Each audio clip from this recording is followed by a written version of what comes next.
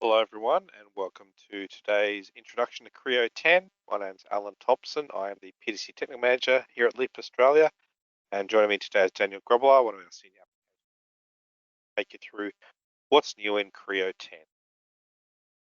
So with every release of Creo, there's always tons of enhancements covering a range of different areas within the software. In Creo 10, we've got 7 areas that we're going to be discussing today. So productivity and usability, so all of those sort of core enhancements that everyone uses day in, day out. Model-based definition, being a big focus on that over many releases of Creo. Brand new in Creo, designed for composites, a brand new composites module, which we'll discuss a little bit. Designed for electrification, as these products become smarter and connected, there's more electronics inside them. Design around that's very important. More expansion on the design for ergonomics, using our mannequin and human factors involved in the design of your products. Simulation and generative design, which has been, again, many releases of Creo has been incorporating some of the new technologies in there and further enhancements in Creo 10. And finally, manufacturing, both additive and subtractive. So plenty to cover. Let's get into it. Okay, so productivity and usability within Creo 10. So as I said, these are sort of the core enhancements that cover all the things that general users will see day in, day out. Okay, tons and tons of things here inside Creo 10. Daniel will be showing off plenty of them in the demo. I'll just give a bit of a rundown on some of the main ones. So as we start, user interface enhancements, just simple the file open dialog box. So some new options there in terms of a new column type, the detail views, helping us with sorting things. We've got some new quick access filter icons to sort between parts assemblies and drawings. The previews now on the side, better for widescreen monitors. Some other things like a new recent folders folder. So if you've been running around stuff in the past, as I said, Daniel will show these. Other user enhancements, so big one with reorder and restructure. So I'm sure plenty of you have had problems when you've accidentally dragged something in an assembly and accidentally restructured or reordered things around when you didn't want to do that. So the new option in Creo 10 now to explicitly confirm that you want to do that restructure and showing you where it's going to go. So there's a bunch of options to help control that within the model tree to make sure you don't accidentally restructure things when you don't want to. Okay. In terms of the model tree, a bunch of new options inside here. New tree display styles, as you can see here, whether you show lines or not for the navigation structure. So just generally aligning them, naming of local groups. So it's remove the group thing at the start, just the name is all you see. Also some general options around single features. Inside Sketcher, okay, so in Creo 9, there was a big change in terms of using the projected offset tools to modernize those. So that's been enhanced in Creo 10. There's a whole bunch of options here in terms of enhancements to that. I should also point out that some of these have also been backported into Creo 9.02 and higher, as you can see here on the slide. So the ability to project and offset references, 3D references, trajectory-based feature, general ease of use in terms of manipulating all of those, how you create those composite curves, the mirror tool update to better support those as well, with the referencing, all your reference lists, and also some troubleshooting inside there as well. Inside Sketcher as well, the centerline, a little bit of an update to that as well in terms of making it more predictable and reliable. So basically some sort of back-end enhancements around the solver in terms of how centerlines are calculated, so you don't get that that flipping thing that maybe might have occurred. And nice to see that this is also updates any legacy sketches in your models that you might have. It'll update those to the new behavior. Okay. Inside part modeling, okay, so there's a new closed loop curve. This was actually introduced for the composites module, which we'll discuss a little bit later on, but we'll have a look at that now. So it's basically to create a closed loop curve just by selecting curves or edges, toggling between the different loops that you might get. Okay. Holes, so a bunch of changes with standard parameters at a hole note. Okay, so there's a whole bunch of options. I'll talk a little bit more about them a little bit in another slide. Also on the ECAD MCAD collaboration, again, a few more options with supporting whole information being exchanged through the IDF files and the like. Inside part modeling, so patterning. So basically with our pattern of patterns, a few more options there. So basically the ability to be a bit more flexible with dimension-driven pattern of patterns. Okay, so Daniel will show this in the demonstration in terms of incrementing and the like. Another option you can see shown on the slide here, we can now also drive our pattern instances by a datum graph or by relations. Okay. Reference patterning. Okay, so in terms of the indexing, as it follows, if we create a feature that references some other feature in a pattern, how that can follow, whether it's by the feature or the group or by both. Okay.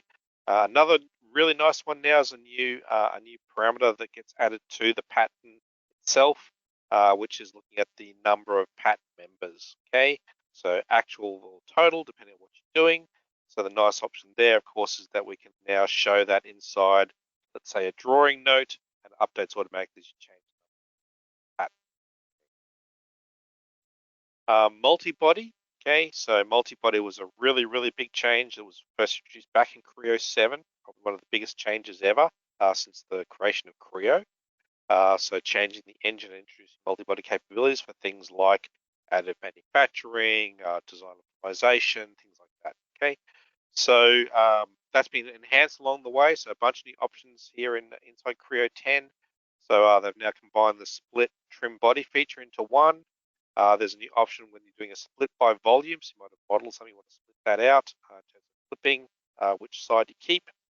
And another really nice new one is the new option to have your appearance propagation. So surface colors, whatever that you might have had in the original body geometry that you've modeled that you're using downstream, we can have those surface colors come through. Yeah, Daniel will show this. So yes, copy surfaces appearance options, as I said. Also some other options for copying other references like GTOLs, surface area information as well, in case you've got sort of like maybe some sort of standard tool modeled up as a part. You want to bring that as a body to reuse it multiple times. Maybe you can see that patterned it, replicated that.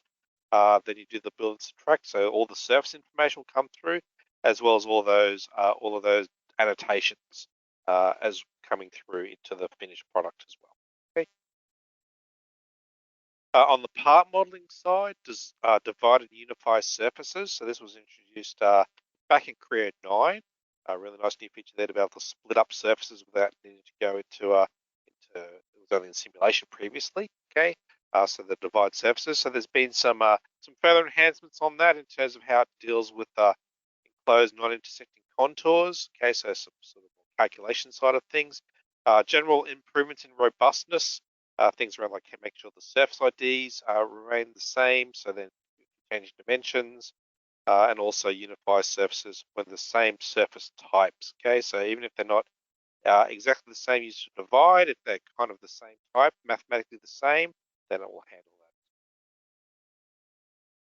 that. Other options, so as well the dividing edges they're supported with flexible modeling, introduced all the way back in Creo 1. So you can see the idea of that here in the screenshots here. So we've got our sketched area here that we're dividing up. If we go and move that using flexible modeling in terms of how we handle that, across the rounds, we might exclude the round there, include the chamfers, and in terms of how that divided area. The quilt body evolution tree. So this was introduced back in Creo 9, and some really nice changes there in terms of allowing you to essentially look at your model in a different structured way, independent of just the model tree with feature creation. So a lot of feedback on that. So enhancements being made to that as well. So inside Creo 10, a bunch of options there now in terms of more drag and drop. The ability to show additional columns inside there, which is very nice. Searching through that quilt body tree as well for any custom things you might have created. All those settings are managed in your .ui file, just like your model tree and ribbon and everything else. Okay. Another option for insert to quill or insert to body for any active bodies that you might have. Okay. So the warp feature. Okay, so the warp feature introduced all the way back in the wildfire days for a while. So it had a few enhancements a little while ago in terms of handling the geometry in that. In Creo 10, now we've got some the ability now to support a curve reference to find a spine when you're doing a warp. Okay, so previously it had to be something in sketch. So we can, and then it's tied to that. So if we change the curve down the track, driven by something else, it'll update the warp feature. And also now we can use reference selection when we're defining a stretch length shown here. So previously you had to do a scaling value, but now we can actually pick some geometry. As you can see there, we've picked a datum plane in the screenshots there. And so as we change the dimension of that datum plane, that's our reference, and the warp feature adjusts accordingly.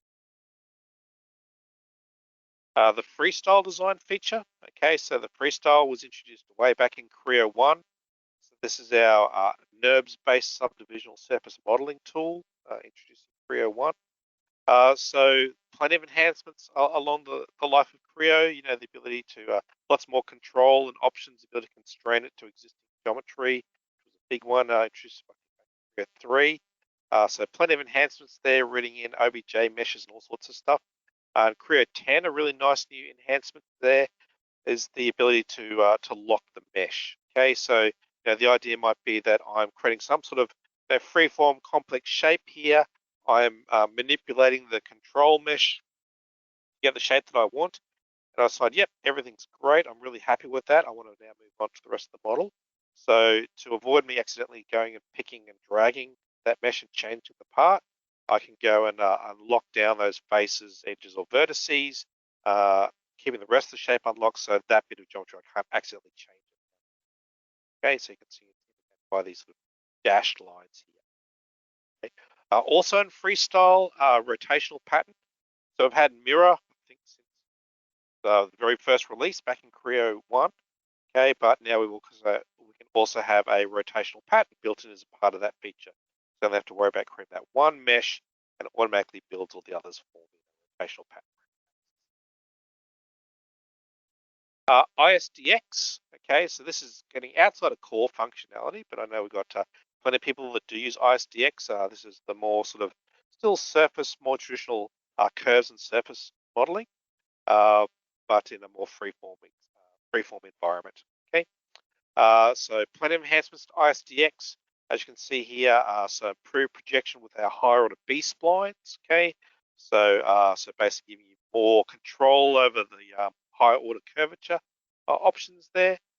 The ability to have a smooth curve connection with G3 acceleration for mirrored curves. So basically getting that smoother transition across that mirrored interface in the geometry. Okay. Box selection to pick points in your style curve edit. So you can just click and drag a window, like you can see there, to pick all those points if we want to go and start editing them.